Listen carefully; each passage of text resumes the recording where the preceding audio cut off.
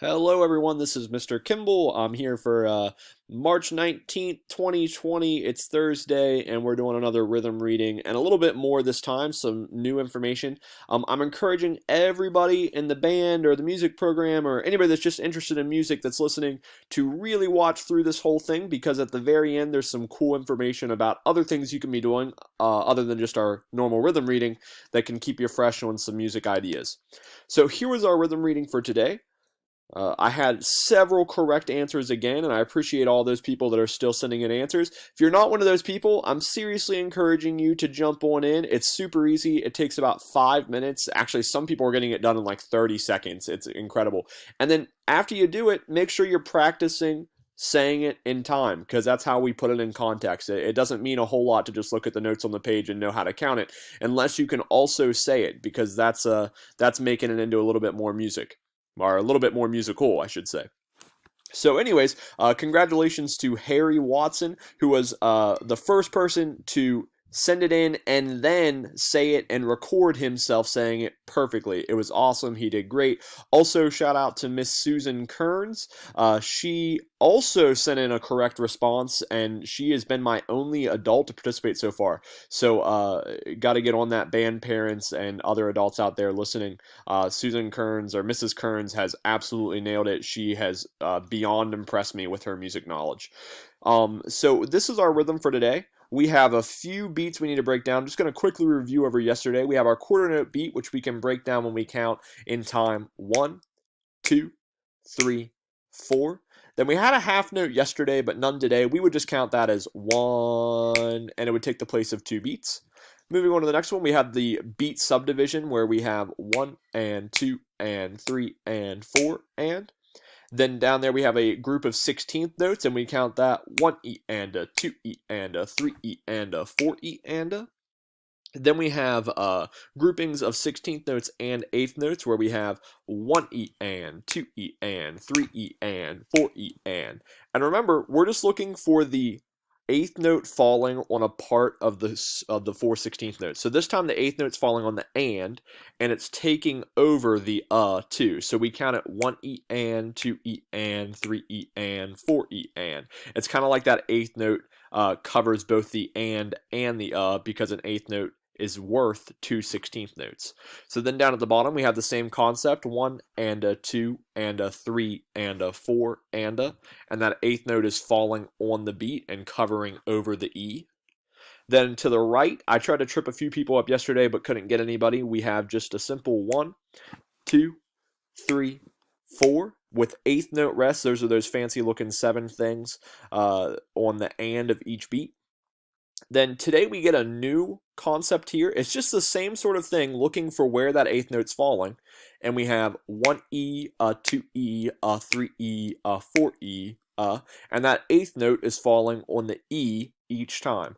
And all we're doing there is taking that eighth note and we're covering over the and, because remember, an eighth note is worth 2/16th notes. So once again, that's 1E, a 2E, a 3E, a 4E, Then finally, we have over to the right, we have just a pretty steady beat here with the eighth note rest falling on the number. So now we just count this and, and, and. It's just an offbeat pattern. So then we come to our exercise for today, and thank you to those that sent in a response. Here's your answer. It is 1 and 2E, a 3, a 4E, and a. And 2 and 3E and a 4. 1, 2, and 4.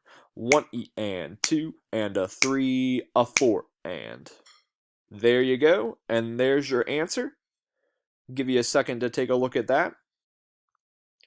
Moving on to the next cool thing, we have a sign up for Smart Music taking place. This is open to anybody that's a current student at Braxton County High School. You do have to be a student. You do have to be a student in the music program there to be able to use this. I only have a certain number of seats in the class, and I'm super thankful for Smart Music opening this up to us. It's a really helpful tool that they're offering for free because of everything going on right now. So it's going to be a sight reading tool for us, and it's going to offer us immediate feedback on playing assignments. It's very cool and also very, very free. Basically, what you can do is wait for me to post an assignment, which I'm hopefully going to start tomorrow if we can get a few kids to sign up. and then you play through that short little excerpt, maybe like 4 or 5 measures, and then it's going to tell you how you did on that. You can use your instrument. Like you can pull out a clarinet, you can pull out a trumpet, play through what it tells you to play through, and it's going to give you precise feedback on how you did. It'll say, hey, you played the wrong note here. Hey, you played this a little too short. You played this a little too long. Then you can listen to what it's supposed to sound like and retry it, or do really anything you want to there with it. It's a super neat tool. Our class code for it is 7LX2Z-PWGER. All you need to do is go to smartmusic.com, go to students, and then you're going to be asked to, as a new student, you're going to be asked to put in your email. You can use any email you want to, your school email, your parents' email, it doesn't matter to me, and then put in the class code, and you're good to go. You're in my class, and we should all be all set. So one more thing I want to show you is a really cool tool we use in music appreciation, or sorry, music theory, and that is Teoria. You can ask Marilyn or Harry or Ian or Courtney or Isaac or any of those guys. We use this fairly regularly. It's a pretty cool tool here. I'm going to show you. This is Teoria. That's TEORIA.com. You're brought to this page here, and you're going to click on Music Theory and Ear Training Exercises. And then you have all of these different options. You can really experiment around with this and do what you want to, really. But I would suggest this clef reading with key signatures. It's helped keep me sharp. It takes a little while to load, so I'm just going to bring you over here and show you what it kind of looks like. You get this ability, and this is already all set up for you. You don't really have to do anything. I would encourage you to take up the exercise a little bit there. It just gives you a little bit more practice. And then all you're going to do, press OK, and it generates these exercises for you, and it keeps a little timer there.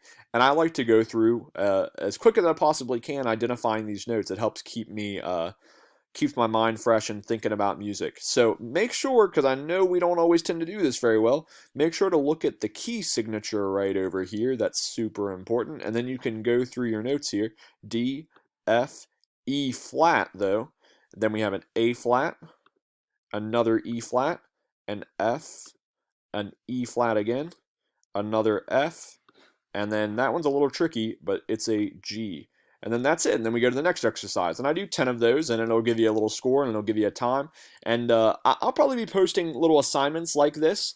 Like I said, if you get the opportunity and if you have internet access, it's super great. And then I would really like to make it, a little bit of a competition. Make sure to post on the Band Booster page or on Braxton County Music how quick you can go through 5 or 10 exercises. And we'll see if we can do some competing. I might even have to partake a little bit. But as always, you guys can reach out to me and reach me through email, through live grades, through Facebook, on the Band Booster page or on Braxton County Music, and then of course through mine. So feel free to reach out to me if you have any questions. Keep playing your instruments, and yeah, let me know if you need anything.